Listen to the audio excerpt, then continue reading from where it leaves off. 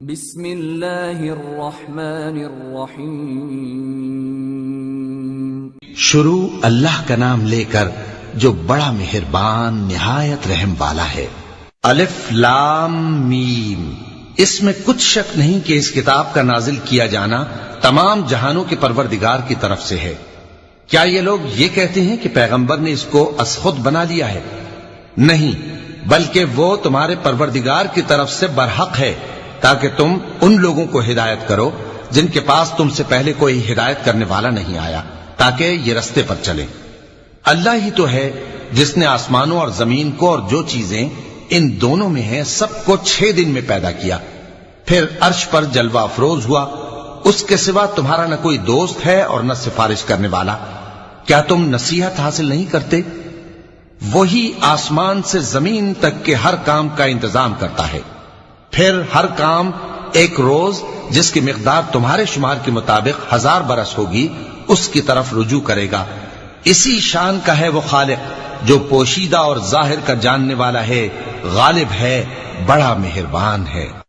وہی جس نے ہر چیز کو بہت اچھی طرح بنایا، یعنی اس کو پیدا کیا اور انسان کی پیدائش کو مٹی سے شروع کیا، پھر اس کی نسل ایک قسم کے خلاصے سے یعنی حقیر پانی سے بنائی، پھر اس کو درست کیا، پھر اس میں اپنی طرف سے روح پھونکی اور تمہارے کان اور آنکھیں اور دل بنائے، مگر تم بہت کم شکر کرتے ہو۔ اور کہنے لگے کہ جب ہم زمین میں ملیا میٹ ہو جائیں گے تو کیا اثر نو پیدا ہوں گے؟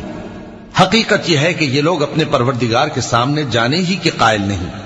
کہہ دو کہ موت کا فرشتہ جو تم پر مقرر کیا گیا ہے تمہاری روحیں قبض کر لیتا ہے، پھر تم اپنے پروردگار کی طرف لوٹائے جاؤ گے، اور تم تعجب کرو جب دیکھو کہ گناہگار اپنے پروردگار کے سامنے سر جھکائے ہوں گے اور کہیں گے کہ اے ہمارے پروردگار، ہم نے دیکھ لیا اور سن لیا، تو ہم کو دنیا میں واپس بھیج دے کہ نیک عمل کریں، بے شک ہم یقین کرنے والے ہیں۔ اور اگر ہم چاہتے تو ہر شخص کو ہدایت دے دیتے، لیکن میری طرف سے یہ بات قرار پا چکی ہے کہ میں دوزخ کو جنوں اور انسانوں سب سے بھر دوں گا، سو اب آگ کے مزے چکھو، اس لیے کہ تم نے اس دن کے آنے کو بھلا رکھا تھا۔ آج ہم نے بھی تمہیں بھلا دیا ہے، اور جو کام تم کرتے تھے ان کی سزا میں ہمیشہ کے عذاب کے مزے چکتے رہو۔ ہماری آیتوں پر تو وہی لوگ ایمان لاتے ہیں کہ جب ان کو ان کے ذریعے نصیحت کی جاتی ہے تو سجدے میں گر پڑتے اور اپنے پروردگار کی تعریف کے ساتھ تسبیح کرتے ہیں اور غرور نہیں کرتے۔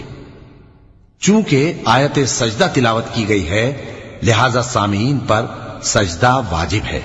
ان کے پہلو بچھونوں سے الگ رہتے ہیں، اس حال میں کہ وہ اپنے پروردگار کو خوف اور امید سے پکارتے اور جو کچھ ہم نے ان کو دیا ہے اس میں سے خرچ کرتے ہیں۔ سو کوئی شخص نہیں جانتا کہ ان کے لیے کیسی آنکھوں کی ٹھنڈک چھپا کر رکھی گئی ہے، یہ ان اعمال کا صلہ ہے جو وہ کرتے تھے۔ بھلا جو مومن ہو وہ اس شخص کی طرح ہو سکتا ہے جو نافرمان ہو؟ دونوں برابر نہیں ہو سکتے۔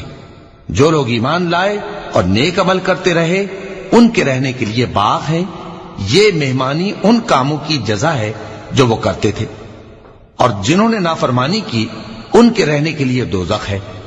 جب چاہیں گے کہ اس میں سے نکل جائیں تو اس میں لوٹا دیے جائیں گے، اور ان سے کہا جائے گا کہ جس دوزخ کے عذاب کو تم جھوٹ سمجھتے تھے اس کے مزے چکھو، اور ہم ان کو قیامت کے بڑے عذاب سے پہلے دنیا کے عذاب کا بھی مزہ چکھائیں گے، شاید وہ ہماری طرف لوٹ آئیں۔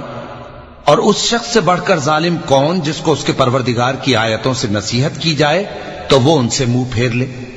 ہم گناہگاروں سے ضرور بدلہ لینے والے ہیں، اور ہم نے موسیٰ کو کتاب دی تو تم ان سے ملاقات ہونے سے متعلق شک میں نہ ہونا، اور ہم نے اس کتاب کو بنی اسرائیل کے لیے ذریعہ ہدایت بنایا تھا، اور ان میں سے ہم نے پیشوا بنائے تھے جو ہمارے حکم سے ہدایت کیا کرتے تھے، جبکہ وہ صبر بھی کرتے تھے اور وہ ہماری آیتوں پر یقین رکھتے تھے۔ بلا شبہ تمہارا پروردگار ہی ان میں جن باتوں میں وہ اختلاف کرتے تھے قیامت کے روز فیصلہ کر دے گا۔ کیا ان کو اس امر سے ہدایت نہ ہوئی کہ ہم نے ان سے پہلے بہت سی امتوں کو جن کے رہنے کے مقامات میں یہ لوگ چلتے پھرتے ہیں ہلاک کر دیا؟ بے شک اس میں نشانیاں ہیں، تو یہ سنتے کیوں نہیں؟ کیا انہوں نے نہیں دیکھا کہ ہم بنجر زمین کی طرف پانی رواں کرتے ہیں پھر اس سے کھیتی پیدا کرتے ہیں جس میں سے ان کے چوپائے بھی کھاتے ہیں اور یہ خود بھی کھاتے ہیں، تو یہ دیکھتے کیوں نہیں؟ اور کہتے ہیں اگر تم سچے ہو تو یہ فیصلہ کب ہوگا؟